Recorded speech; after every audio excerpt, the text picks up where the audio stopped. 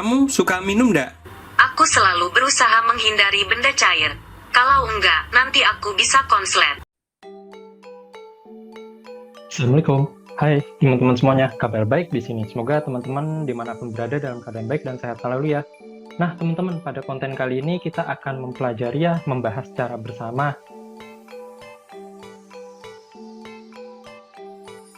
bagaimana sih adanya peran dari teknologi informasi di sini bisa membantu dalam kegiatan aktivitas sehari-hari dan bagaimana penerapan dari teknologi informasi di dalam keuangan syariah, khususnya di lembaga-lembaga keuangan syariah. Baik teman-teman, pokok-pokok bahasan yang akan kita sampaikan atau kita telaah pada pertemuan kali ini, yang pertama kita akan membahas mengenai cybersecurity, cybercrime, Internet of Things, artificial intelligence, dan bagaimana penerapan dari teknologi informasi di dalam keuangan syariah atau yang biasa kita kenal itu disebut sebagai transformasi dari keuangan syariah.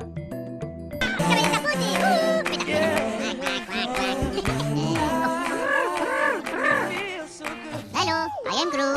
Back to work. Back to work. Back to work.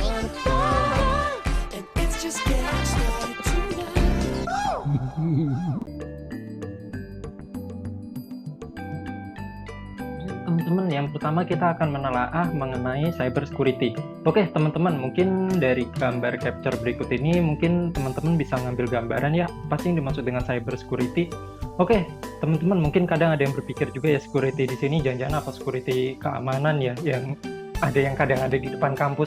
Bukan seperti itu ya, teman-teman. Jadi di sini bisa dibilang security kan tugasnya itu menjaga atau keamanan ya. Nah, jadi di sini tuh bagaimana menjaga keamanan dari fasilitas internet yang kita lakukan dalam kegiatan aktivitas sehari-hari. Contohnya di sini bagaimana ibaratnya nanti dari aktivitas kegiatan kita sehari-hari adanya dengan bantuan dari internet di sini tuh bisa menjadi aman seperti itu, teman-teman.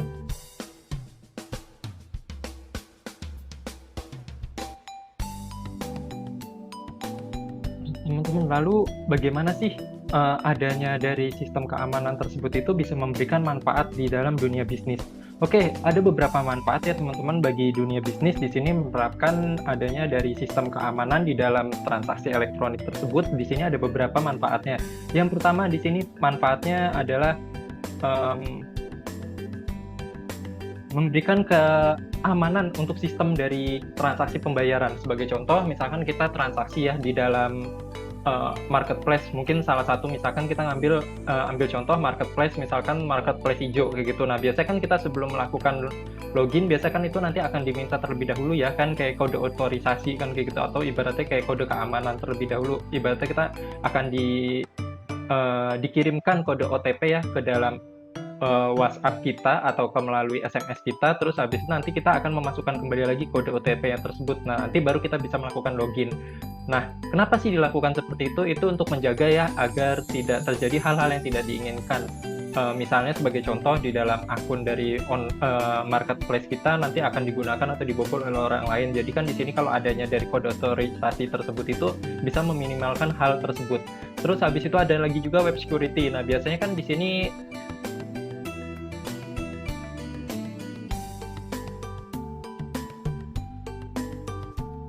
bila kita misalkan melakukan sebagai contoh kayak tadi transaksi kegiatan belanja melalui online kayak gitu kan, biasanya kan nanti ada di pojok halaman webnya tersebut itu di pojok sebelah kiri kan kayak ada kayak gambar bentuk, bisa dibilang kayak gambar bentuk gembok ya teman-teman, mungkin contohnya seperti ini.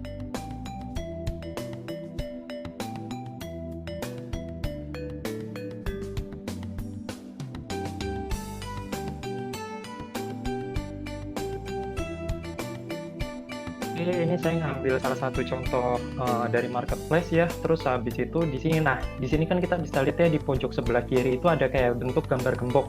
Nah, ini tuh menandakan bahwa akses dari kita melakukan transaksi di dalam marketplace tersebut itu cukup aman ya, karena di sini itu website tersebut itu ditambahkan fasilitas tambahan berupa security web seperti itu, teman-teman. Nah, untuk security webnya itu bagaimana? Nah, ini mungkin teman-teman bisa tanyakan kembali lagi ya ke anak-anak IT atau yang kuliahnya pada jurusan program IT. Nah, selanjutnya di sini selain dari itu manfaatnya juga di sini bisa memberikan kalau adanya dari setiap lembaga keuangan atau lembaga bisnis di sini itu bukan lembaga keuangan saja ya, atau lembaga bisnis lainnya pun di sini yang menerapkan dari adanya cyber security di sini apabila terjadi masalah terhadap suatu web ataupun terhadap aplikasinya tersebut itu bisa dilakukan pemulihan lebih cepat dikarenakan kenapa? Karena di sini biasanya bisa dibilang di sini itu untuk perusahaan atau sebagai contoh kayak marketplace tadi kayak Tokopedia di sini juga menyediakan backup server. Jadi dia tidak hanya menyediakan satu server saja untuk melayani kebutuhan transaksi dari penggunanya kayak gitu. Nah, biasanya mereka itu membuat backupan server kembali lagi di server yang kedua atau server seterusnya kayak gitu. Jadi ibaratnya di sini itu adanya backup apabila nanti terjadi di server yang pertama mengalami down atau bermasalah, di sini masih ada backup-nya di server yang selanjutnya. Seperti itu tadi teman-teman.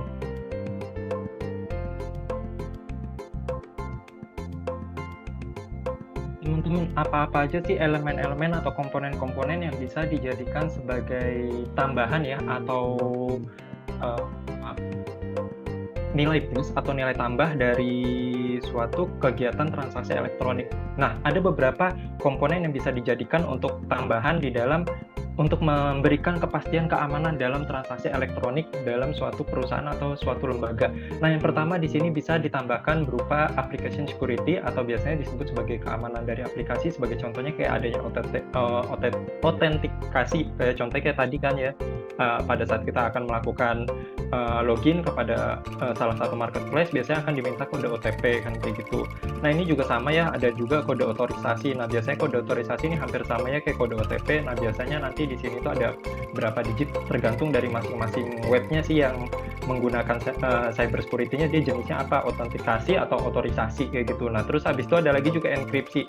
Nah, enkripsi di sini itu bisa dibilang tujuannya untuk apa sih? Untuk melindungi data-data sensitif yang kita kirimkan ke, misalkan sebagai contoh kalau untuk enkripsi yang digunakan itu contohnya di WhatsApp ya teman-teman. Jadi mungkin teman-teman kalau misalkan mengirim pesan WhatsApp kayak gitu ya dalam bentuk chat kan biasanya ada ditulisan di atasnya itu pesan ini terenkripsi antara satu pengguna ke pengguna yang lain. Nah, jadi biasanya nanti di sini pada saat kita mengirim chat kayak gitu, terus habis itu setelah dilakukan pengiriman sebelum diterima oleh yang dituju, di sini biasanya itu nanti di dalam sistem WhatsApp di sini itu untuk pesannya tersebut itu bisa dibilang nanti di sini tuh ada kayak bentuk kode otorisasi ya kan gitu. Jadi ibaratnya nanti di sini tidak bisa dibaca oleh siapapun di luar dari kedua belah pihak tersebut. Jadi nanti di sini akan ada kayak kode otorisasi berbentuknya angka dan angka 1010 seperti itu, dan nanti di sini tuh baru pada saat nanti di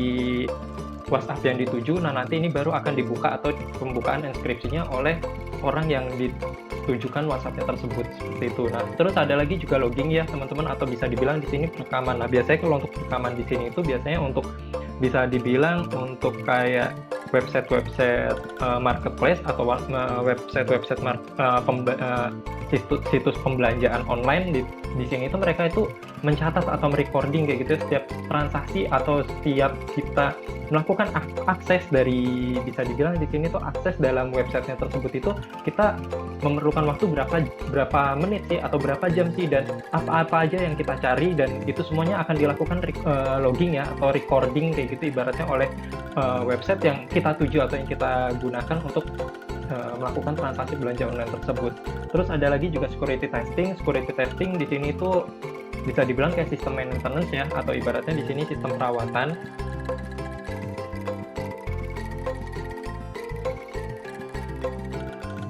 Selanjutnya ada lagi juga network security, komponen-komponen apa-apa aja yang bisa digunakan di sini tuh tujuannya untuk apa sih? Untuk memberikan keamanan dari akses internet kita ya, atau ya, akses baik itu kegiatan transaksi ataupun kegiatan-kegiatan kita sehari-hari di dalam menggunakan fasilitas internet. Nah, contohnya kalau misalkan kita ingin melakukan membuka dari PC atau gadget kita masing-masing, biasanya nanti di sini tuh akan adanya setiap hari tuh di sini tuh dari antivirus yang kita gunakan kayak gitu di dalam PC kita. Di sini tuh akan melakukan ibaratnya bisa dibilang pemindaian ya, atau ibaratnya scan kayak gitu, scan apakah PC kita itu di sini aman atau tidak dari ancaman virus kayak gitu. Nah, biasanya terus habis itu di sini biasanya kalau misalkan untuk network security, biasanya untuk memastikan keamanannya itu biasanya di sini itu akan dimintakan kayak email verifikasi. Atau untuk web security contohnya kayak tadi ya teman-teman, di sini tuh pada saat website yang kita akses di sini itu apakah berbahaya atau tidak. Kalau misalkan berbahaya, biasanya nanti akan kayak ada informasi bahwa di sini itu website ini akan ditampilkan itu cukup berbahaya. Nah, terus habis itu ada lagi firewall. Firewall di sini bisa dibilang pada saat kita mengakses internet, nah di sini itu kan pasti biasanya kan ada juga kan yang ibaratnya tuh ada pihak lain atau pihak hacker yang ingin melakukan penyadapan dari akses internet kita. Nah, biasanya nanti di sini untuk mencegah hal tersebut itu untuk masuk ke dalam PC atau di dalam gadget kita, di sini itu adanya kayak ibaratnya tuh kayak dinding ya atau tembok istilahnya di sini itu yang melakukan pencegahan apakah ini itu aman atau tidak sih dari akses websitenya tersebut seperti itu. Nah, selanjutnya ada lagi juga ada yang disebut sebagai information security. Nah, biasanya mungkin kalau misalkan kita melakukan akses ya melalui mobile banking ataupun internet banking. Jadi ibaratnya di sini itu sistem keamanannya yang bisa digunakan berupa information security. Nah, biasanya nanti dari pihak bank akan menanyakan terlebih dahulu berupa data-data pribadi. Contohnya misalkan kayak user ID, password, terus habis itu nanti ada kayak pertanyaan keamanan kan kayak gitu sebelum memasukin atau login ke internet banking atau mobile banking kalian. Atau misalkan untuk mengakses rekening bank kalian biasanya nanti ya sama sih ya mungkin kayak mobile banking ibaratnya diminta user ID atau password. Nah, terus misalkan teman-teman kalau misalkan mau mengakses email, biasanya kan kalau udah lama banget emailnya itu tidak digunakan, biasanya kan nanti pada saat ingin masuk ke email, biasanya kan nanti akan dimintakan terlebih dahulu ibaratnya kayak bisa dibilang kayak data keamanan kayak gitu ya atau information security-nya. Contohnya misalkan pada saat dulu registrasi, teman-teman mengisikan misalkan pada saat waktu itu misalkan sekolahnya di daerah mana kan gitu, biasa nanti itu kayak pertanyaan keamanannya seperti itu. Terus habis itu nanti tinggal teman-teman isi kan kayak gitu. Terus habis itu ada lagi juga misalkan teman-teman lupa mengenai login kayak gitu ya. Nah, biasanya nanti di sini ada bantuannya berupa information security-nya misalkan kayak tautan media sosial. Misal contohnya kayak kita ingin melakukan login ke Instagram tetapi kita lupa user ID-nya kan kayak gitu. Nah, ini biasanya nanti ada kayak tautan media sosial kita, contohnya kayak Facebook atau media sosial lainnya kayak gitu yang bisa agar bisa ibaratnya bisa dibilang pihak dari Instagramnya di sini itu benar-benar memverifikasi bahwa kita sendiri yang benar-benar masuk ke dalam akun kita. Seperti itu tadi teman-teman. Nah, selanjutnya untuk komponen lainnya di sini ada lagi juga komponennya. Selanjutnya ada lagi juga cloud security atau bisa dibilang di sini sistem keamanan awan ya teman-teman. Sebagai contoh misalkan teman-teman di sini melakukan bisa dibilang misalkan mengkonversi ya file salah satu file tugas misalkan dari Word ke PDF. Nah, biasanya kan nanti setelah dijadikan PDF, nah biasanya kan nanti dari website dari pihak konverternya tersebut itu mereka itu akan menetapkan di sini tuh sistem cloud security atau ibaratnya sistem dari layanan keamanan berbasis awan, yang maksudnya di sini itu dari file yang kita lakukan konversi tersebut itu ibaratnya nanti di sini akan dibatasi apabila sudah melewati dari 24 jam. Misalkan sebagai contoh di sini itu ya sudah file tersebut akan dihapus dari server yang ada di website converter tersebut seperti itu. Jadi ibaratnya di sini itu cloud security itu ibaratnya data tersebut setelah dilakukan konversi akan disimpan terlebih dahulu selama beberapa periode tertentu. Terus habis itu nanti setelah melewati dari periode tersebut ya di sini data tersebut itu akan langsung dihapus. Selanjutnya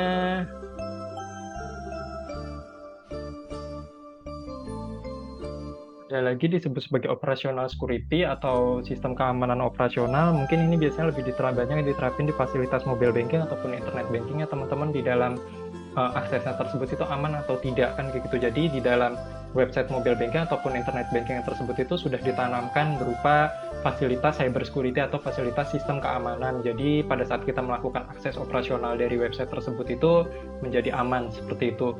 Terus selanjutnya di sini ada lagi juga disaster recovery planning. Nah, atau bisa dibilang di sini itu sebelum terjadi hal-hal yang tidak diinginkan dari website tersebut itu biasanya nanti pihak website tersebut itu akan melakukan backup ya, atau bisa dibilang di sini itu membuat cadangan dari server. Jadi nanti kalau misalkan server yang pertama di sini mengalami down atau mengalami hambatan atau masalah, di sini itu bisa di cover atau ibaratnya di backup kembali lagi oleh server-server yang lain untuk sebagai antisipasi.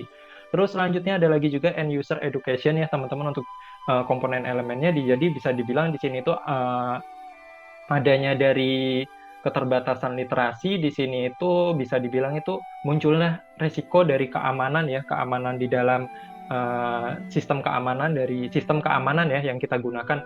bisa dibilang di sini secanggih apapun ibaratnya teknologi, namun kalau misalkan kitanya ibaratnya di sini juga bisa dibilang kurang maju atau kurang aware ya terhadap penggunaannya tersebut, atau ibaratnya kurang adanya edukasi mengenai bagaimana sih menjaga keamanannya, ya mungkin kita sering dengar ya kayak gitu, ibaratnya dari fasilitas mobile banking ini bisa disadap user ID dan passwordnya, terus habis itu nanti di sini tuh akhirnya user ID dari internet banking kita nanti bisa disalahgunakan oleh orang lain. Nah, jadi biasanya kan tuh ada sering ya kan kayak gitu, misalkan adanya dari keterbatasan literasi di sini itu muncullah resiko dari sistem keamanan. Biasanya resiko dari sistem keamanannya ini muncul itu berupa misalkan contohnya kita sering dikirimnya SMS ya, atau melalui media sosial berupa link-link yang tidak kita kenal, atau ibaratnya di sini pengirimnya itu tidak kita kenal sama sekali ya. Nah, kalau misalkan kayak gitu tuh jangan sama sekali ya teman-teman mengakses linknya tersebut, karena kalau misalkan kita mengakses linknya tersebut dan kita memasukkan user ID ataupun password, ya wassalam.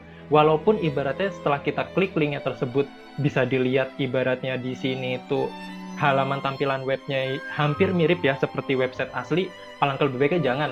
Lebih baik kita closing aja atau kita tutup website tersebut. Lebih baik ya kita verifikasi terlebih dahulu kembali lagi ya melalui media sosial, bisa dibilang dari bank yang kita gunakan, atau kalau tidak di sini itu ya untuk lebih memastikan keamanannya lebih baik kita mengakses website internet banking atau mobile banking dari perbankan tersebut langsung kayak gitu, ibaratnya kan itu lebih menjanjikan atau lebih memastikan keamanan datanya seperti itu teman-teman. Jadi istilahnya di sini kalau misalkan teman-teman menerima SMS berupa kayak tadi, ibaratnya contohnya kayak login misalkan sebagai contoh, ada misalkan ada tuh ya, saya sering menerima SMS ataupun WhatsApp, ibaratnya nanti kalau tidak menyetujui nanti akan dikenakan biaya layanan misalkan dari salah satu bank nanti dari 6.500 jadi 150.000.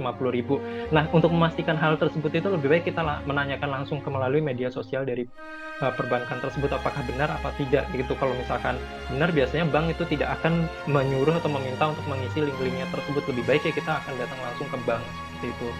Nah, ini juga ada kadang sering juga kalau misalkan kita melalui media sosial ya teman-teman, contohnya misalkan kita melalui Instagram atau itu ya kadang ada ibaratnya misalkan kita mengirim pertanyaan ya ke Instagram atau ke Twitter salah satu bank, biasanya nanti di sini ada juga dari pihak orang yang tidak bertanggung jawab, bisa dibilang di sini pihak-pihak orang yang nakal kayak gitu, ibaratnya nanti di sini itu ingin membantu. Nah, itu jangan ditanggepin. Kita cek kembali lagi, ibaratnya ini websitenya tuh bener nggak sih, ibaratnya ini contohnya kayak Twitternya bener nggak sih Twitter dari bank yang kita ingin menanyakan terhadap suatu hal kayak gitu ibaratnya. Nah, ini benar nggak sih customer service-nya benar dari bank tersebut kayak gitu. Nah, biasanya kan nanti kalau misalkan dari bank tersebut itu kan biasanya kan kayak ada gambar verifikasi ya teman-teman yang berlogo warna biru kayak gitu. Nah, ini juga jangan sampai teman-teman terkecoh ya. Nah, biasanya kan logo berwarna birunya itu di bagian akun namanya, bukan di bagian foto seperti itu.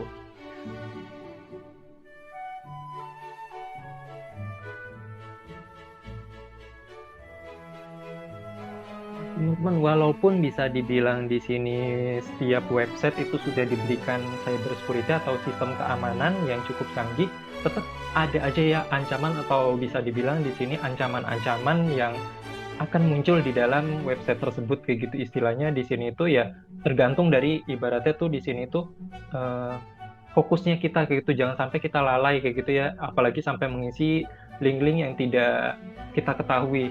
Nah, apa-apa aja sih ancaman-ancaman di dalam cyber security? Contohnya seperti ini ya, teman-teman.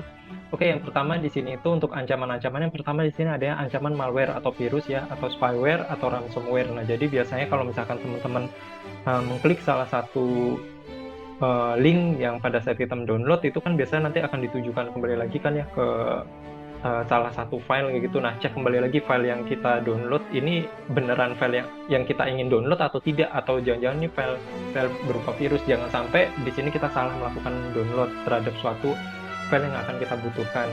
Nah, terus habis itu di sini ada lagi juga injeksi SQL ya, teman-teman.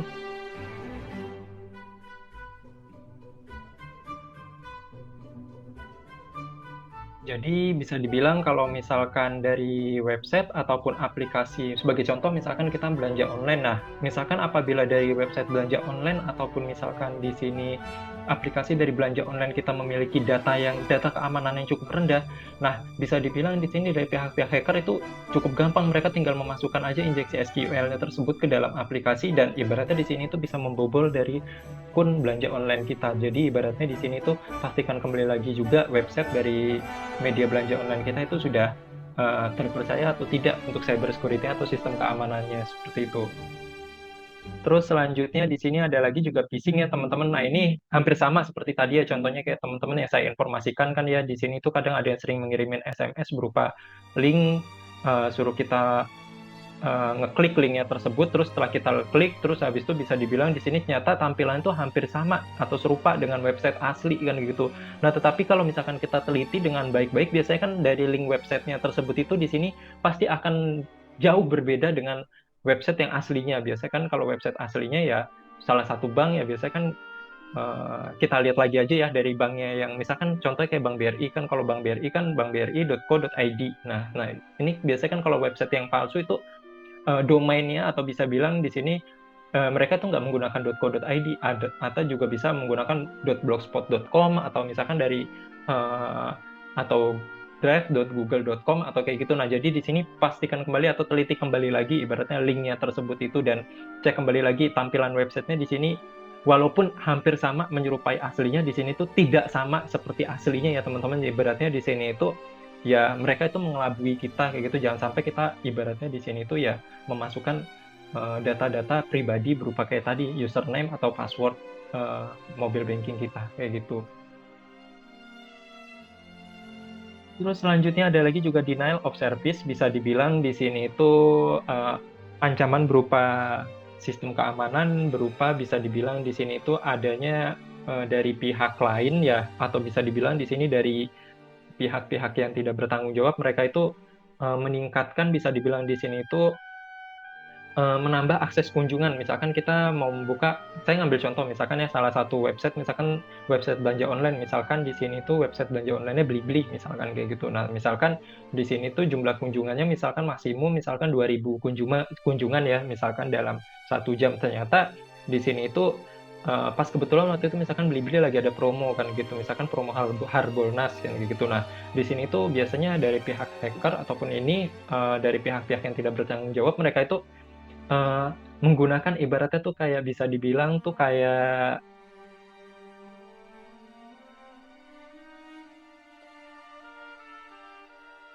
salah satu sistem ya, bisa dibilang di sini tuh sistem yang bisa dibilang tuh kayak misalkan kayak Jetjet atau misalkan dari PC kita kan biasanya setiap masing-masing itu kan memiliki kayak domainnya masing-masing ya berbeda-beda. Nah jadi ibaratnya nanti di sini tuh mereka itu ibaratnya kayak membuat domain yang khusus ibaratnya untuk bisa mengakses website tersebut. Jadi ibaratnya nanti di sini pada saat website tersebut diakses oleh orang banyak melebihi dari kapasitas, contohnya kayak tadi kapasitas misalkan 2000, ternyata pada saat di satu waktu tertentu di sini ibaratnya bisa dibilang yang mengaksesnya sampai 2200 orang, otomatis ibaratnya langsung website tersebut itu akan langsung down, sehingga jadi website tersebut itu gagal untuk diakses. Seperti itu tadi ya teman-teman, kalau misalkan contohnya ancaman dari cyber security berupa denial of service. Jadi ibaratnya bisa dibilang di sini walaupun secanggih apapun dari cyber security, tetap di sini masih ada ancaman-ancaman yang harus kita tanggulangi kayak gitu atau kita cegah.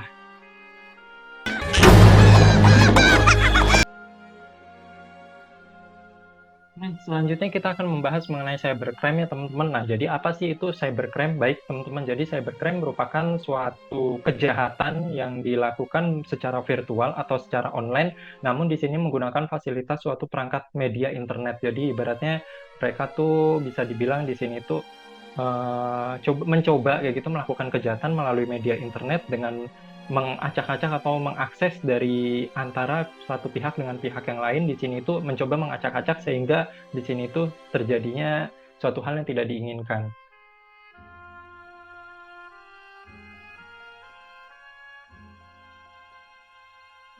Teman-teman, aktivitas cybercrime apa-apa aja sih yang bisa kita pahami? Oke, di sini ada beberapa aktivitas cybercrime atau ibaratnya kejahatan di dalam dunia maya. Di sini itu yang pertama berupa authorized access to computer system and service. Jadi bisa dibilang di sini tuh kayak melakukan sabotase antara komputer satu dengan komputer yang lain. Misalkan kita melakukan transaksi dengan Tokopedia kayak gitu. Misalkan di sini kan berarti kita terhubung ya dengan servernya di Tokopedia. Nah, di sini itu kalau mereka yang akan melakukan cybercrime di sini itu mereka mencoba memasuki akses dari sistem keamanan kita antara kita dengan Tokopedia untuk melakukan transaksi. Jadi di sini mereka itu mencari atau melakukan sabotase ya untuk mendapatkan informasi-informasi rahasia baik itu antara kita ataupun sebagai contoh kayak tadi Tokopedia seperti itu. Jadi ibaratnya di sini tuh mencoba mengakses dalam jaringan antara komputer satu dengan komputer yang lain. Selanjutnya ada lagi juga illegal content, jadi bisa dibilang di sini itu mungkin kalau misalkan kitanya lalai ya kayak gitu kita mengklik salah satu link kayak gitu sehingga jadi bisa di sini menyebabkan ya akun kita terjadi hack dan bisa jadi disalahgunakan kan kayak gitu atau mungkin bisa jadi juga mungkin uh, akun media sosial kita kan kayak gitu ibaratnya dimasuki oleh sesuatu hal terus habis itu di sini bisa jadi disalahgunakan oleh pihak yang tidak bertanggung jawab. Terus habis itu di sini itu ada cyber espionage. Bisa dibilang di sini itu mereka itu hampir sama ya kayak tadi yang pertama kayak sabotase, tetapi di sini itu tujuannya mereka tuh cuma memata-matai aja kayak gitu. Ibaratnya antara pihak komputer satu dengan komputer yang lain apa yang dilakukan seperti itu kan. Sedangkan kalau yang tadi yang pertama di sini tuh melakukan sabotase mengambil data-data penting, terus habis itu di sini kira-kira selain mengambil data-data informasi yang penting, di sini ya mengambil berupa hal-hal yang bisa memberikan manfaat untuk ke pihak cybercrime-nya tersebut kayak gitu atau orang yang melakukan cybercrime-nya tersebut. Sedangkan kalau cyber espionage di sini sedikit pembedanya kalau misalkan bisa dibilang mereka memasuki akses jaringan antara komputer satu dengan komputer yang lain, tetapi dia cuma melakukan mata-mata apa-apa aja sih yang dibahas kayak gitu antara komputer satu sama komputer yang kedua, seperti itu.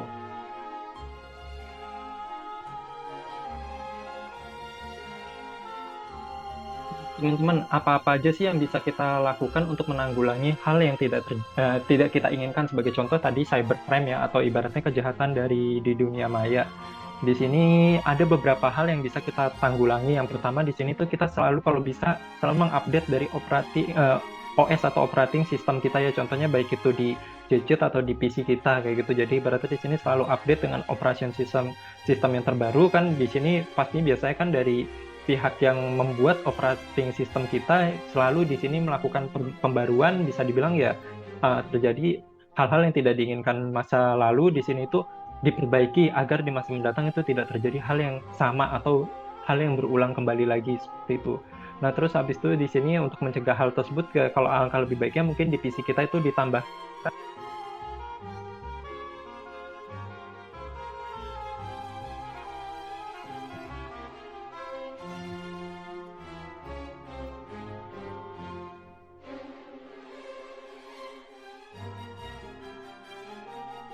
Nah, selanjutnya teman-teman mungkin kita bisa memasang atau men-setting antivirus ya teman-teman. Jadi diharapkan di sini pada saat kita telah memasang atau menginstalasi antivirus di dalam PC kita, jadi di sini adanya berupa ancaman-ancaman malware di sini itu bisa terhindari atau bisa ditanggulangi oleh antivirusnya tersebut.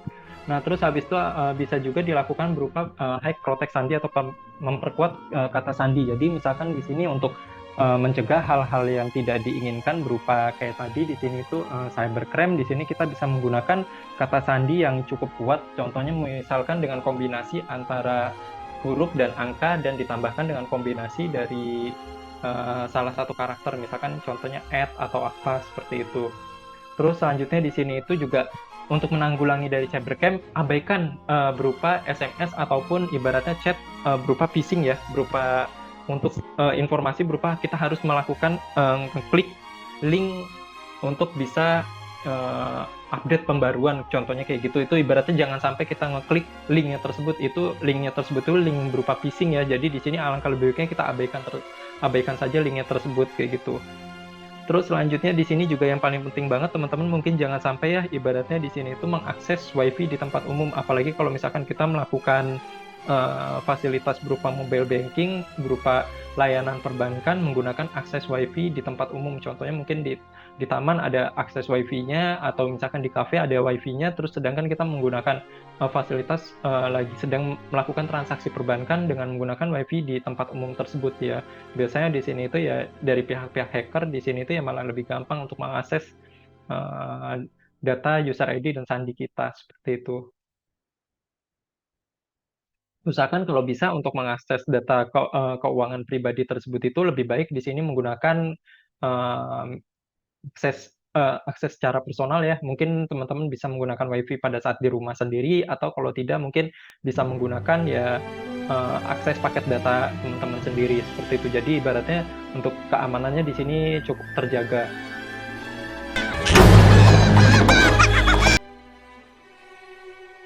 Teman-teman, selanjutnya kita akan membahas mengenai Internet of Things atau bisa dibilang di sini itu bagaimana sih peran dalam internet atau peran dari perkembangan teknologi informasi dimanfaatkan dalam kegiatan atau dunia sehari-hari atau dalam aktivitas keseharian kita. Oke, teman-teman, adanya muncul dari Internet of Things di sini itu adanya muncul dari revolusi industri 4.0 ya teman-teman. Jadi di sini itu ada revolusi industri dari 4.0 di sini tuh memberikan kemudahan untuk dalam setiap aktivitas kehidupan sehari-hari kita. Contohnya misalkan kayak smart manufacturing, contohnya misalkan kita ingin melakukan produksi suatu barang atau jasa kan gitu. Nah, biasanya nanti di sini tuh jumlah data list stok barang kita itu bakalan terlist semuanya di dalam komputer kayak gitu. Ibaratnya jumlah stok misalkan barang misalkan kita ingin membuat kue kayak gitu, misalkan kue nastar kayak gitu. Nah, biasanya nanti stok tepung terigunya saat ini tuh ada berapa melalui di internet. Maksudnya di sini tuh maksudnya di dalam komputer perusahaan saat ini stoknya itu tersedia berapa terigunya, berapa tersedia gulanya, berapa tersedia menteganya seperti itu.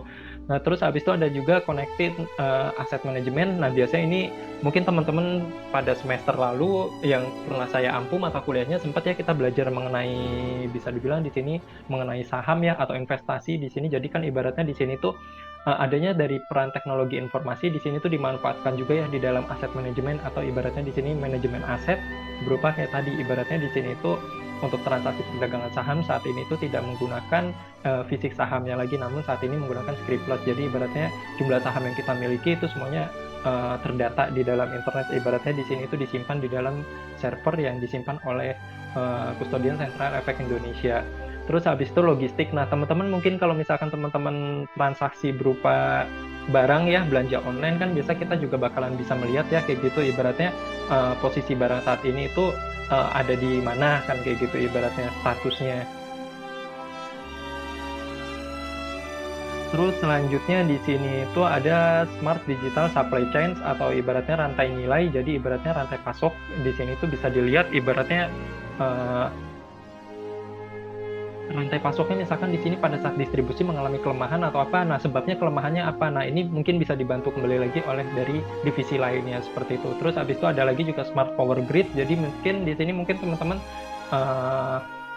pernah dengar ya ibaratnya lampu tuh dengan dikasih Bluetooth aja seperti itu nanti bisa langsung nyala. Jadi kita nggak perlu memencet tombol-tombol kayak gitu. Jadi nggak perlu memencet trek saklar listrik, namun cuman cukup memencet Bluetooth nanti lampu tersebut itu yang sudah terfasilitasi Bluetooth juga nanti bisa langsung menyala.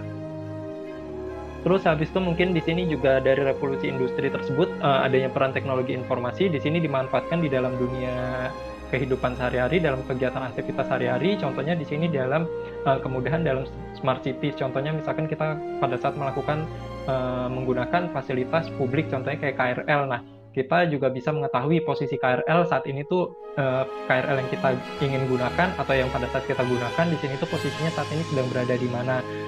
Pada saat kita menunggu KRL nanti ibaratnya di sini tuh berapa menit lagi sih akan datang. Nah,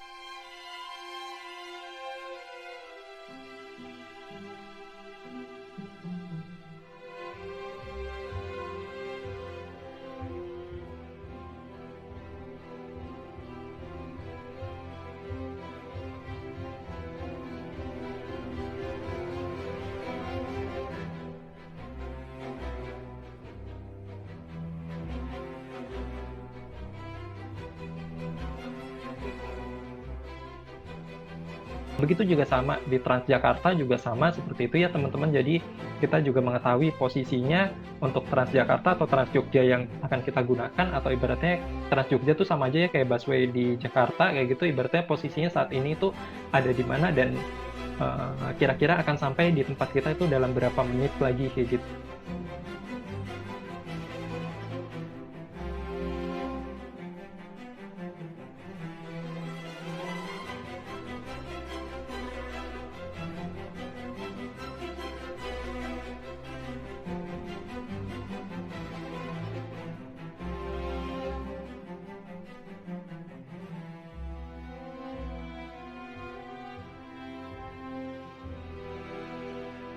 gitu istilahnya. Nah, itu juga sama lagi juga Transmetro Dewata di sini tuh hampir sama kayak busway yang di Jakarta ya, namun ini untuk busway yang berada di Denpasar, Bali.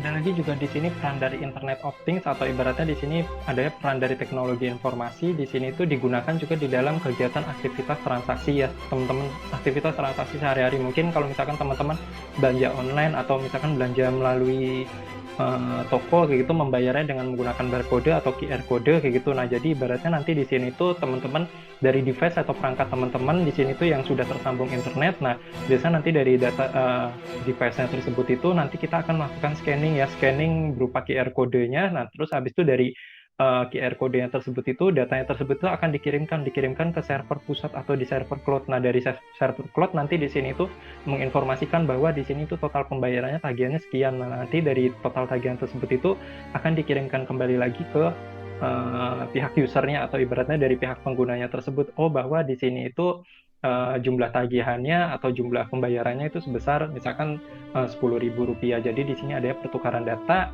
antara dari pihak user ke menggunakan ibaratnya fasilitas internet, device-nya tersebut terhubung dengan internet, terus habis itu di-scan dengan QR code, terus habis itu dari data QR code tersebut dikirimkan ke server yang ada di cloud. Server cloud akan mengirimkan kembali lagi jumlah data atau jumlah tagihan tersebut ke dalam usernya.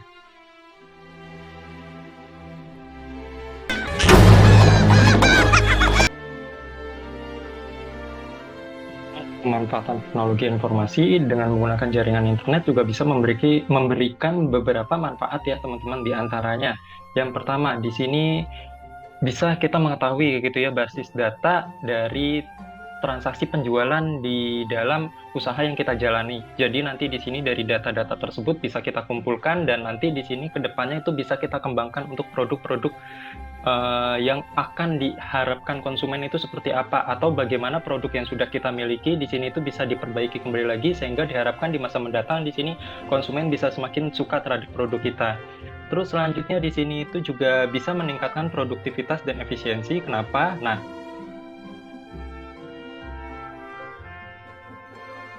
Nah, contohnya kalau misalkan di dalam dunia perbankan. Nah, kalau misalkan di dunia perbankan kan waktu dulu itu kalau misalkan sistem transfer itu mesti transfer antar satu bank ke bank yang lain, sehingga membutuhkan waktu beberapa hari. Nah, contoh kalau misalkan pada saat ini dengan menggunakan teknologi informasi, khususnya dengan menggunakan jaringan internet, sistem transfer ini di sini bisa dibilang itu juga cuma membutuhkan waktu dalam hitungan beberapa detik ya, atau juga dengan bisa membutuhkan waktu dalam beberapa jam. Nah, mungkin teman-teman kemarin ya kayak gitu kita telah belajar ya mengenai jenis-jenis dari sistem layanan transfer yang ada di perbankan. Nah, mungkin kalau misalkan kita belum belajar, nah nanti mungkin di beberapa pertemuan selanjutnya nanti kita akan pelajari.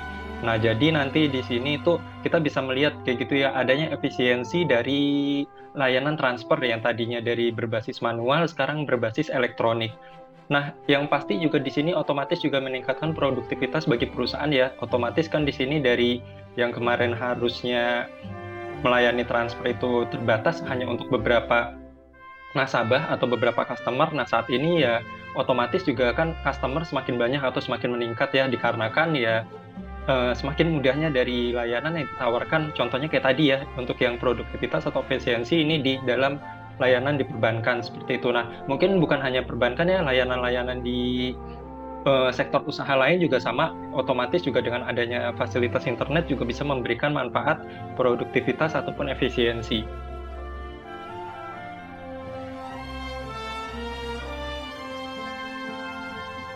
Contohnya dalam industri manufaktur. Nah, dulu sebelum adanya teknologi informasi dan ibaratnya kembangan dari mesin kayak gitu kan, itu seluruhnya dibuatnya oleh manusia ya, atau dibuat sendiri. Nah, itu kan berarti kan otomatis hasil produksinya tuh kurang optimal. Nah, sedangkan adanya revolusi industri memunculkan adanya mesin produksi. Nah, mesin produksinya ini dibantu oleh fasilitas teknologi informasi. Contohnya kayak dibenamkan atau ditambahkannya sistem kayak gitu. Nah, jadi nanti di sini itu fasilitas produksinya di sini akan lebih meningkat jika dibandingkan dengan sebelumnya.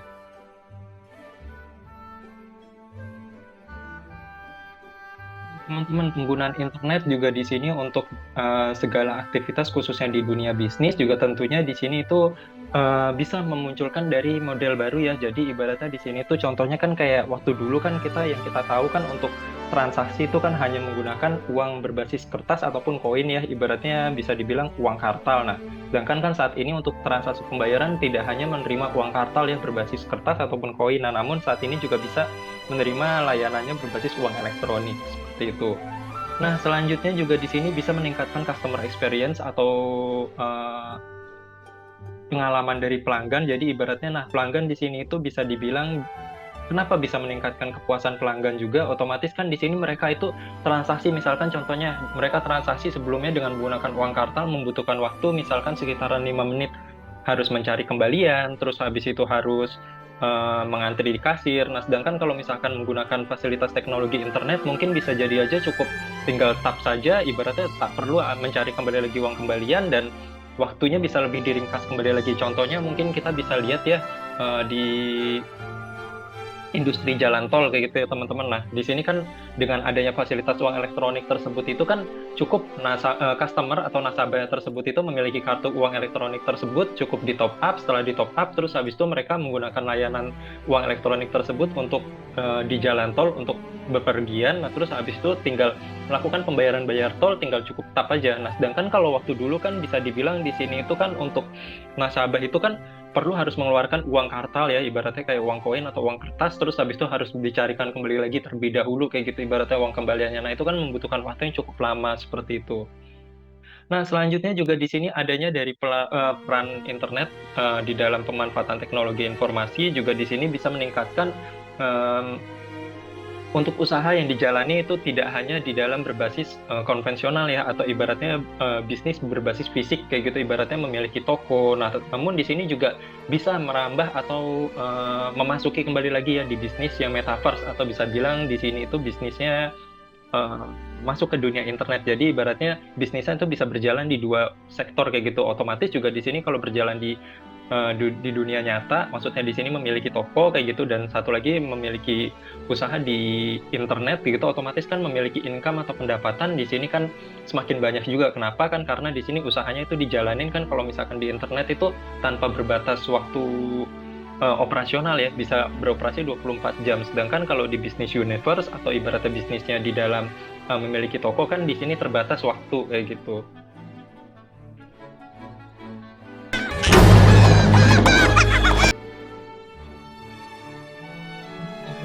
Selanjutnya kita akan membahas mengenai artificial intelligence, atau bisa dibilang di sini kecerdasan buatan ya. Jadi di sini itu adanya teknologi informasi otomatis juga bisa meningkatkan hasil produktivitas. Di sini bisa membantu dalam kegiatan aktivitas sehari-hari manusia. Nah, jadi apa sih yang dimaksud dengan artificial intelligence di sini? Baik, jadi di sini itu adanya bisa dibilang di sini itu kayak manusia kan memiliki aktivitas sehari-hari ya. Nah, dari aktivitas sehari-harinya tersebut di sini otomatis kan juga manusia masih muncul kendala ya, teman-teman. Otomatis kan di sini itu tidak semua manusia memiliki waktu 24 jam di sini itu bisa menyelesaikan segala aktivitasnya tersebut kan kayak gitu. Nah, maka dari itu di sini manusia mengembangkan teknologi inovasi ya kayak gitu, teknologi inovasi. Terus habis itu di sini maka muncullah di sini itu adanya namanya mesin ya kayak gitu. Nah, jadi di sini itu mesinnya mungkin bisa kita kenal saat ini tuh contohnya kayak robot ya. Robot itu hampir samanya sejenis kayak mesin ya. Nah, jadi ibaratnya nanti di sini dari aktivitas sehari-hari manusia tersebut, nah, manusia di sini menciptakan inovasi berupa robot. Nah, dari robotnya tersebut itu di sini itu dibenamkan ya, atau ibaratnya diinputkan, contohnya mungkin kayak komputer ya kayak gitu, diinputkan kayak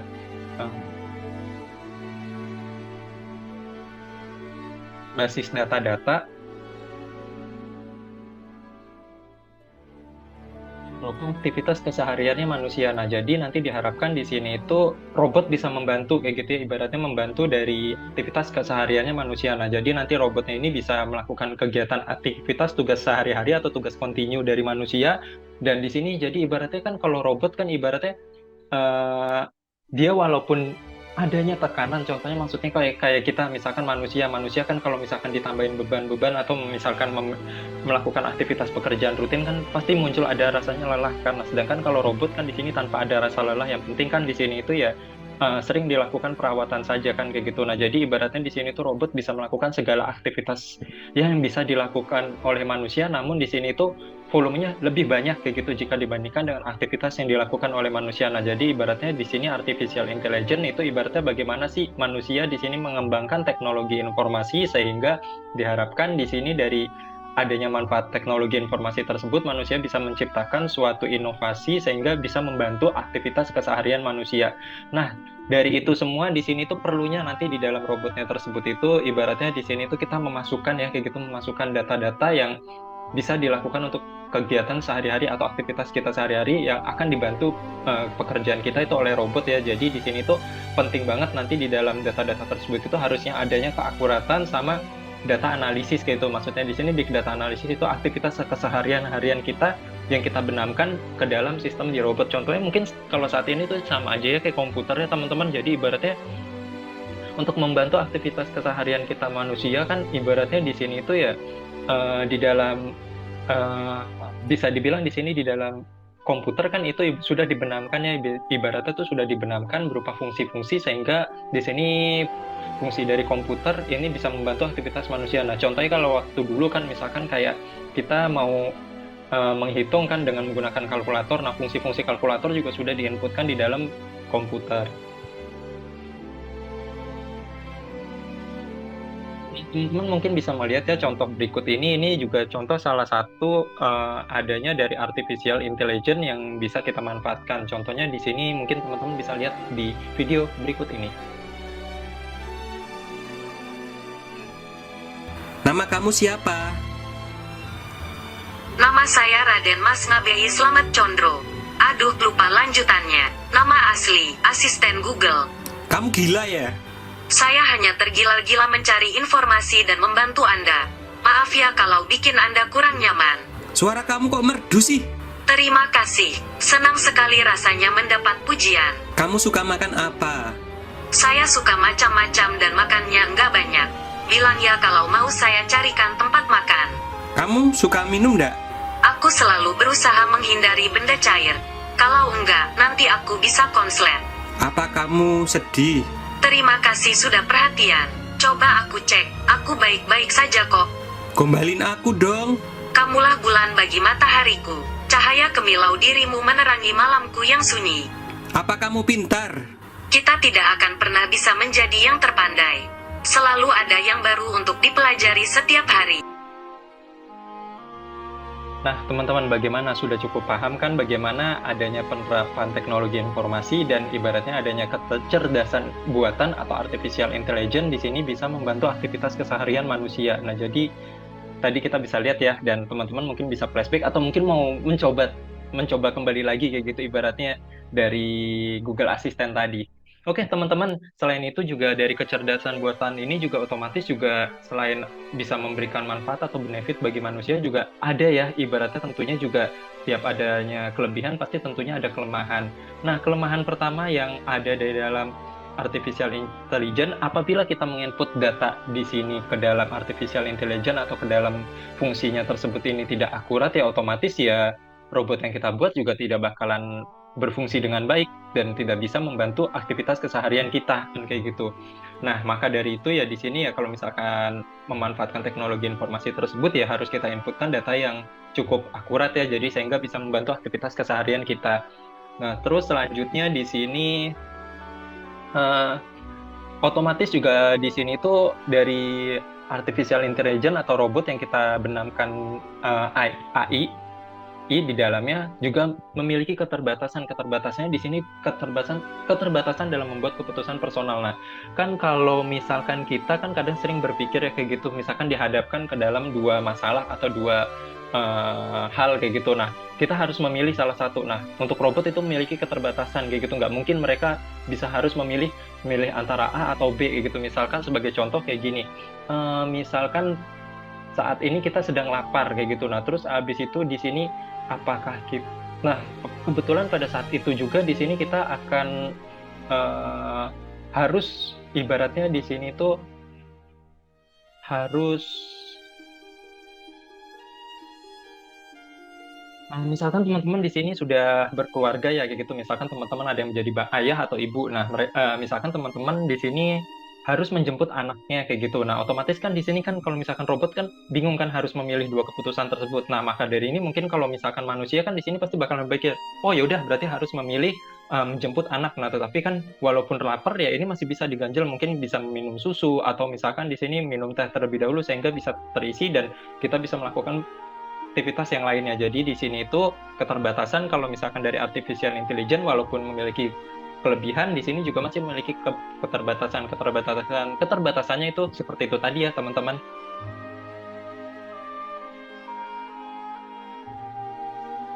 Nah, selain itu juga di sini juga kalau untuk robot itu di sini berfokus hanya untuk suatu tugas ya, dan tidak semua perilaku manusia itu bisa dijalankan oleh robot. Jadi di sini itu untuk robot tersebut yang telah dibenamkan AI atau artificial intelligence di dalamnya di sini hanya bisa melakukan tugas-tugas yang telah dimasukkan fungsinya ke dalam sistemnya tersebut. Nah, kalau misalkan di sini ada tugas yang tidak dibenamkan ke dalam fungsi sistemnya tersebut ya otomatis ya robot tersebut itu tidak bisa membantu untuk aktivitas dari manusia, ya, aktivitas dari kegiatan sehari-hari manusia. Jadi ibaratnya di sini tuh tidak semua perilaku dari atau kegiatan aktivitas sehari-hari manusia di sini bisa dijalankan oleh robot.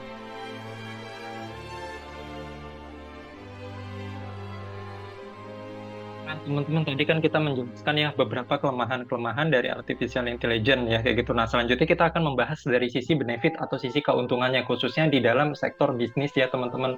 Nah, bagaimana sih kalau misalkan bisnis di sini yang menjalankan dengan sistem dari menjalani suatu bisnis di sini dengan menerapkan pemanfaatan dari artificial intelligence dengan teknologi informasi yang ada. Nah, jadi di sini itu otomatis juga apabila misalkan dalam suatu bisnis di sini sudah menjalani suatu kegiatan usaha di sini dengan menerapkan teknologi informasi yang ada, otomatis kan di sini itu kan misalkan tetap dijalani ya kayak gitu, ibaratnya bisnisnya tersebut dibantu oleh robot kan otomatis kan nanti di sini kalau misalkan contohnya kalau misalkan teman-teman menghubungi call center kan biasanya kan itu kan kayak ada bisa dibilang tuh di awal ada kayak ada informasi ya, misalkan tekan nomor 1 untuk apa kan gitu, tekan nomor 2 untuk layanan pelanggan kan gitu, misalkan tekan nomor 3 untuk menghubungi customer service kan gitu kan biasanya ada kayak gitu. Nah, di situ itu kita bisa melihat atau merekap data-data dari kegiatan aktivitas dari pelanggan tersebut, ibaratnya di sini itu jadi tanpa perlu manusia sendiri yang menjalani, tetapi di sini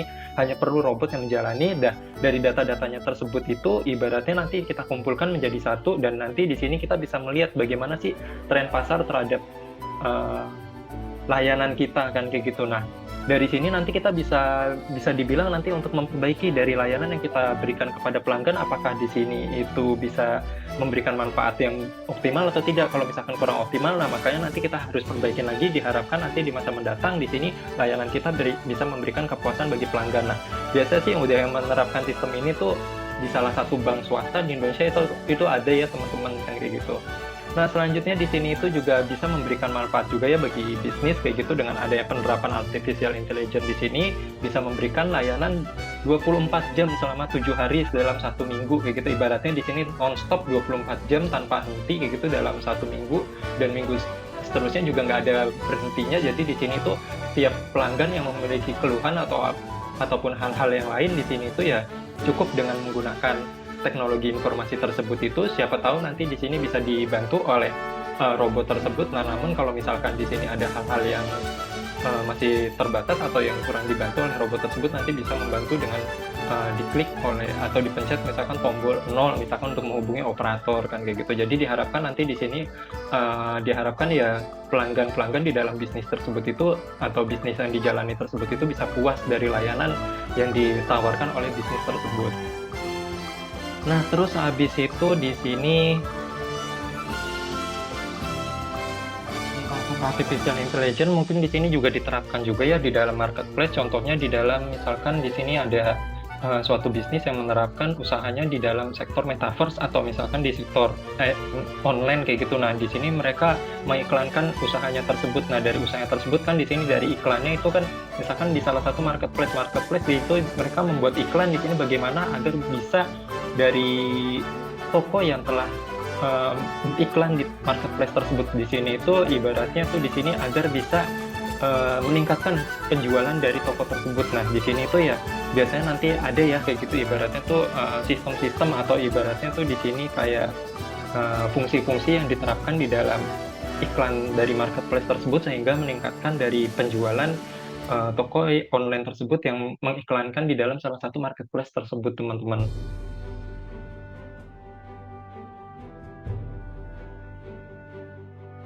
Teman-teman, tadi kan kita sudah membahas ya, bagaimana sih penerapan teknologi informasi di sini di dalam membantu aktivitas keseharian manusia. Nah, lalu kita akan mengerucutkan kembali lagi bagaimana sih pemanfaatan teknologi informasi di sini di dalam lembaga keuangan syariah, khususnya di sini bagaimana sih ibaratnya pemanfaatan teknologi informasi tersebut bisa memberikan transformasi atau manfaat di sini di dalam lembaga keuangan syariah, khususnya di keuangan syariah. Di sini ada beberapa sektor-sektor ya, mungkin saya ngambil contoh di sini sebagian. Contohnya misalkan di sektor perbankan, mungkin teman-teman tahu ya kalau waktu dulu di sini itu kan sama seperti tadi yang sempat saya jelaskan di beberapa menit sebelumnya untuk sistem transfer kan di sini waktu itu kan inputnya itu dengan sistemnya secara manual ya, dengan membutuhkan waktu selama beberapa hari. Nah, uang itu baru bisa diterima ke orang yang dituju. Nah, namun saat ini tuh ya untuk sistem transfer itu tidak seperti itu ya teman-teman, hanya butuh waktu beberapa detik sehingga nanti di sini bisa diterima oleh orang yang dituju seperti itu. Nah, untuk itu juga selain itu juga untuk yang di subsektor keuangan di layanan pengiriman uang juga ya sama ya. Kalau ini kan jadi kalau ya tadi kan di sektor perbankan. Nah, saat ini juga kan untuk layanan pengiriman uang bukan hanya untuk di perbankan saja kan yang melakukan layanan tersebut kayak gitu. Nah, namun kan di sini di sektor uang elektronik juga memberikan layanan pengiriman uang. Terus habis itu juga di sektor-sektor lainnya, contohnya kayak Western Union, terus habis itu ada Union Pay, terus habis itu ada kayak Swift. Nah, itu juga kan memberikan layanan pengiriman uang untuk ke luar negeri ya kan kayak gitu. Jadi ibaratnya di sini untuk pengiriman uang ke luar negeri juga tidak membutuhkan waktu berhari-hari, hanya jadi membutuhkan waktu sama kayak tadi, hanya membutuhkan waktu sekian detik sehingga uang tersebut bisa langsung diterima atau dikirimkan atau diterima oleh orang yang dituju di luar negeri seperti itu. Nah, selanjutnya juga di sini pemanfaatan teknologi informasi juga bisa memberikan kemudahan juga ya di dalam. Nah, ini masih masuk di sektor perbankan ya, tetapi nggak cuma di perbankan aja yang memanfaatkan di sektor pembiayaan atau pinjaman, tetapi kan juga di sini udah ada banyak juga ya teman-teman sekarang kayak fintech atau financial teknologi lainnya yang memanfaatkan teknologi informasi untuk menyalurkan pembiayaan atau menyalurkan pinjaman kayak gitu ya ke masyarakat kayak gitu. Nah, contohnya kalau misalkan di fintech kayak gitu kan kita ada banyak banget ya teman-teman. Contoh kayak ada, mungkin saya nyebutkan salah satu produknya, contoh kayak Kredivo, Akulaku. Nah, itu kan memanfaatkan teknologi informasi ya kayak gitu untuk menyalurkan pembiayaan mereka ke nasabah atau ke masyarakat kan kayak gitu. Nah, contohnya kalau di perbankan mungkin untuk sektor pembiayaan di sini contohnya saya ngambil contoh ya, salah satu contohnya kayak mungkin teman-teman pernah dengar ya dari Bank BTPN itu ada produk dari Genius. Nah, Genius di sini itu bisa dibilang mereka juga memiliki kayak gitu ya pembiayaan berbasis online. Nah, itu disebutnya sebagai flexi cash kayak gitu. Nah, jadi ibaratnya setiap orang yang sudah terdaftar di dalam Genius, mungkin apabila bank merasa orang tersebut itu layak mendapatkan fasilitas flexi cash, nah maka nanti di dalam akun dari Geniusnya tersebut itu akan dibenamkan fasilitas flexi cash. Nah, nanti jadi ibaratnya orang tersebut itu bisa melakukan pinjaman tanpa adanya agunan ya kayak gitu, dan ibaratnya nanti di sini diwajibkan untuk membayar kayak gitu. Jadi ibaratnya orang tersebut itu tanpa harus datang ke bank, tetapi cukup menggunakan fasilitas teknologi informasi dari aplikasi dari Genius, mereka bisa melakukan pembiayaan atau pinjaman. Nah, namun di sini ya sektor nominalnya juga nggak terlalu besar-besar juga ya kan kayak gitu. Misal kalau untuk yang pembiayaan dengan menggunakan teknologi informasi seperti ini. Karena ya bisa dibilang di sini kan underlying asetnya atau ibaratnya jaminan berupa aset berwujudnya itu ya kurang kuat seperti itu ya teman-teman. Nah, selanjutnya juga di sini untuk yang deposito, kayaknya nggak cuma di deposito di bank syariah aja ya, kayak gitu. Ibaratnya di bank BPR juga ada yang menerapkan pemanfaatan teknologi informasi di sini untuk menggalang sumber-sumber pendanaan.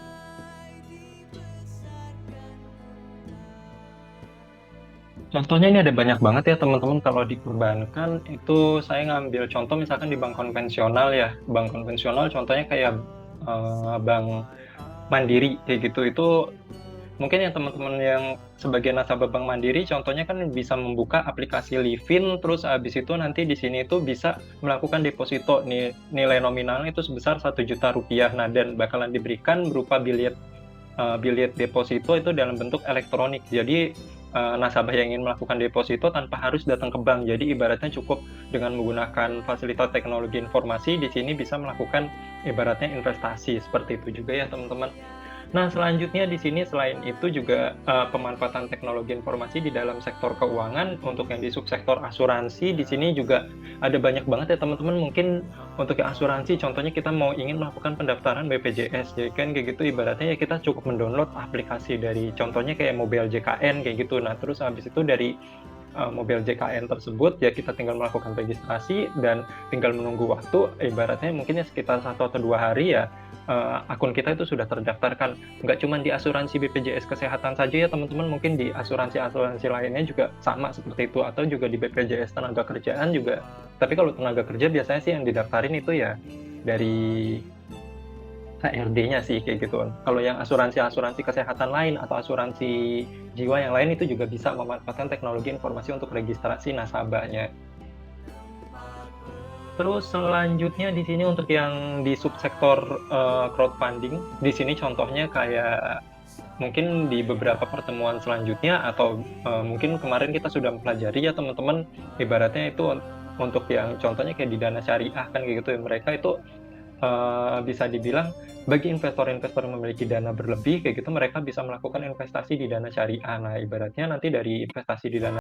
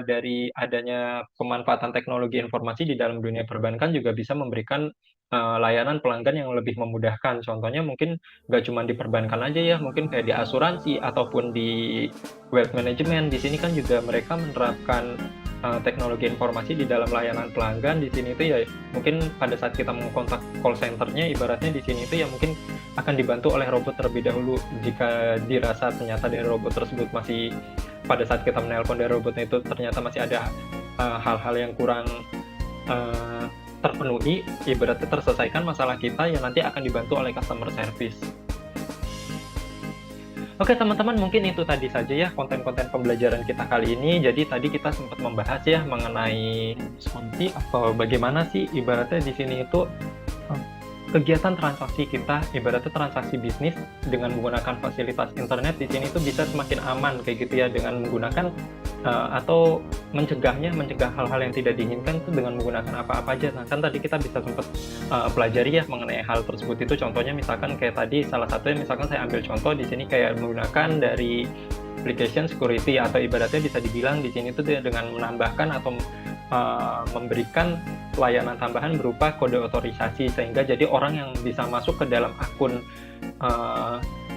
belanja online tersebut itu hanya orang yang ditujukan atau orang yang memiliki akun tersebut, seperti itu. Nah selain dari cyber security tadi kita juga sempat membahas ya teman-teman mengenai cyber crime, yang bisa dibilang ibaratnya di sini kejahatan yang terjadi di dalam dunia maya, yang dimana pihak yang orang yang di luar dari aktivitas transaksi tersebut, atau ibaratnya di sini pihak hacker mencoba memasuki ke dalam sistem atau jaringan internet yang kita akses untuk melakukan transaksi kayak gitu. Nah, jadi di sini itu mereka itu mencoba masuk kayak gitu, dan ibaratnya mereka ingin mencoba mendapatkan suatu hal-hal yang bisa memberikan manfaat bagi mereka. Nah, bagaimana cara untuk menanggulanginya? Di sini ada beberapa cara ya, mungkin saya ambil contoh salah satunya itu kita bisa meningkatkan sandi atau high protect sandi kita kayak gitu. Ibaratnya di sini mungkin kita bisa menggunakan sandi kita itu dengan kombinasi angka, huruf, dan sebuah karakter. Jadi ibaratnya di sini itu bisa semakin meningkat begitu. Ibaratnya dari kekuatan sandi kita, sehingga jadi tidak bisa dibobol oleh orang yang tidak bertanggung jawab seperti tadi teman-teman. Terus tadi juga kita juga sudah membahas ya teman-teman mengenai peran dari teknologi informasi di sini dengan adanya jaringan internet untuk memudahkan aktivitas sehari-hari manusia. Contohnya di sini pemanfaatan teknologi informasi di sini tuh di dalam smart cities. Contohnya kayak tadi kan kita bisa ngelihat ya di beberapa menit sebelumnya juga bagaimana sih ibaratnya dari teknologi informasi tersebut itu bisa kita melihat atau update kayak gitu ya, ibaratnya posisi suatu misalkan kita lagi melakukan aktivitas bepergian, posisi kayak bis atau kereta api kita yang akan kita naiki itu saat ini posisinya ada di mana. Nah itu semuanya sudah bisa ya kayak gitu, fasilitas tersebut tersedia di internet.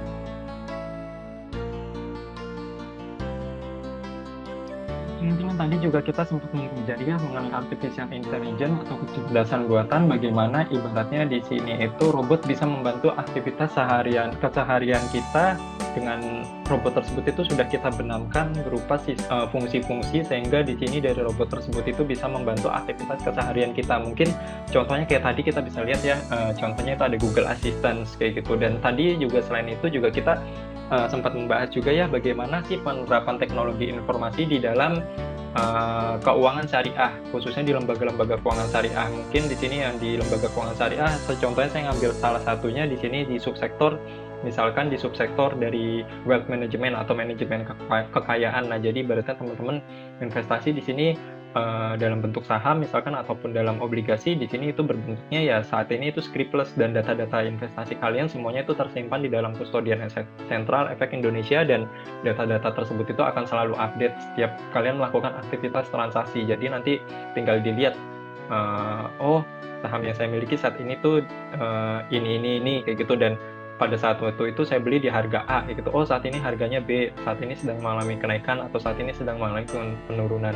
Oke teman-teman, itu tadi semuanya ya kita sempat mempelajari pada konten kita kali ini, membahas mengenai artificial intelligence, terus habis itu kita membahas mengenai Internet of Things, terus habis itu juga membahas mengenai cyber security, cyber crime, sama bagaimana sih pemanfaatan teknologi informasi sehingga meningkatkan transformasi atau pengembangan dari keuangan syariah. Oke teman-teman semuanya, demikian ya konten kita kali ini. Semoga konten kita kali ini bisa bermanfaat buat teman-teman semuanya. Terima kasih atas atensinya. Sampai jumpa kembali lagi pada video-video selanjutnya. Subhanallahumma wa bihamdika, asyhadu an la ilaha illa anta, astaghfiruka wa atubu ilaik. Wassalamualaikum warahmatullahi wabarakatuh.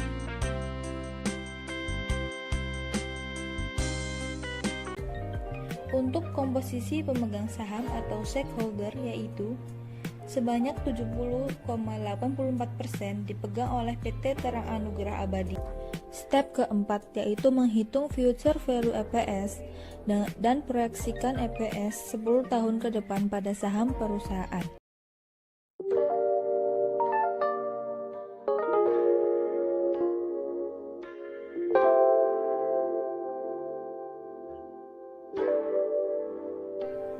Perusahaan Harta Dinata Abadi didirikan oleh Ferry Yadi Harta Dinata pada tanggal 29 Maret tahun 2004. Kantor pusatnya berada di Bandung, Jawa Barat. Harta Dinata Abadi melakukan penawaran umum perdana saham HRTA atau IPO pada tanggal 21 Juni tahun 2017. Selama lebih dari 20 tahun melalui produk-produk perhiasan dan jaringan retailnya, PT Harta Dinata Abadi hadir melayani masyarakat Indonesia melalui keindahan, inovasi, dan pelayanan. Sebagai perusahaan terbuka, Harta Dinata menjadi pionir di industri manufaktur perhiasan emas tanah air melalui filosofi dari hati untuk keindahan sejati. Adapun produk yang dihasilkan oleh Harta Dinata Abadi yaitu yang pertama ada fine gold atau yang biasa dikenal sebagai emas batangan, dan yang kedua ada jewelry atau perhiasan. Perusahaan Harta Dinata Abadi memiliki anak perusahaan yaitu yang pertama PT Aurum Digital Internusa dan yang kedua PT Gemilang Harta Dinata Abadi and Subsidiaries. Adapun jaringan retail toko Harta Dinata mengusung 4 merek yaitu Aurum Collection Center, ACC Premium, Claudia Perfect Jewelry, dan Celine Jewelry.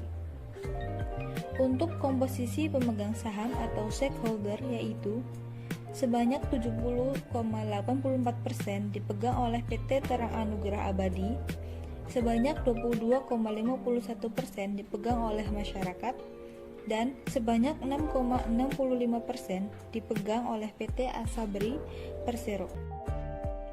PT Aneka Tambang Tbk dengan kode perusahaan ANTM adalah perusahaan yang sebagian besar sahamnya dimiliki pemerintah dan publik yang bergerak di bidang pertambangan.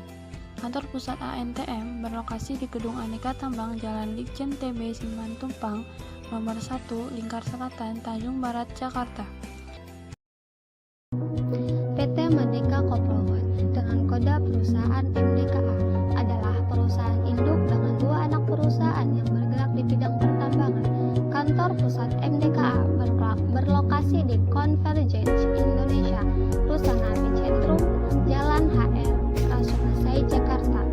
Perusahaan yang didirikan sejak 5 September 2012 ini memiliki kegiatan eksplorasi, produk emas, tembaga, serta tindakan terkait lainnya, dan memiliki 5 aset utama, diantaranya 7 Bukit Cooper, Bani Joint Venture, Wetar atau Morowali Acits Uron Metal, 7 Bukit Gold, dan Wetar Cooper. Produk utama perusahaan ini adalah emas, tembaga, perak, dan mineral ikutan lainnya melalui anak usaha yang berlokasi di Banyuwangi, Pulau Wetar, Gorontalo, dan Morowali. Step perhitungan diskon cash flow.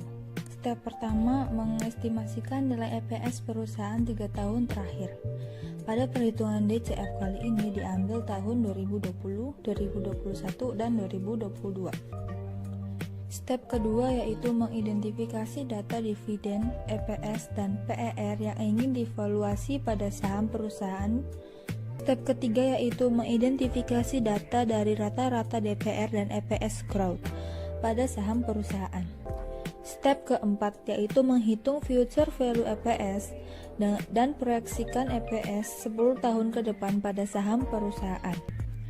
Step kelima yaitu mengidentifikasi data-data laporan keuangan perusahaan yang telah dimiliki, lalu hitung akumulasi dividen pada saham perusahaan. Step keenam yaitu menghitung future value harga saham pada saham perusahaan. Step ketujuh yaitu menghitung future value total pada saham perusahaan dengan rumus menjumlahkan FV price dengan dividen. Step ke-8 yaitu mengidentifikasi data-data laporan keuangan perusahaan yang telah dimiliki serta tentukan tingkat imbal hasil atau diskonto saham perusahaan. Untuk nilai risk-free rate dilihat pada website Market Risk Premia dan nilai risk premium dapat dilihat pada website PHEI. Step ke-9, menghitung present value atau harga wajar saham perusahaan dengan cara membagi FV dengan 1 plus R pangkat N. Nilai future value didapatkan dari step ke-6 dan nilai R didapatkan dari step ke-8. Step ke-10, menganalisis margin of safety dan membuat keputusan investasi berdasarkan sektor saham perusahaan. Sehingga berdasarkan perhitungan margin of safety antara harga saham terhadap harga wajar perusahaan HRTA pada Maret 2022 menunjukkan margin of safety sebesar 27,15%. Berdasarkan hasil perhitungan margin of safety tersebut dapat disimpulkan bahwa saham perusahaan HRTA saat ini berada dalam kondisi under value.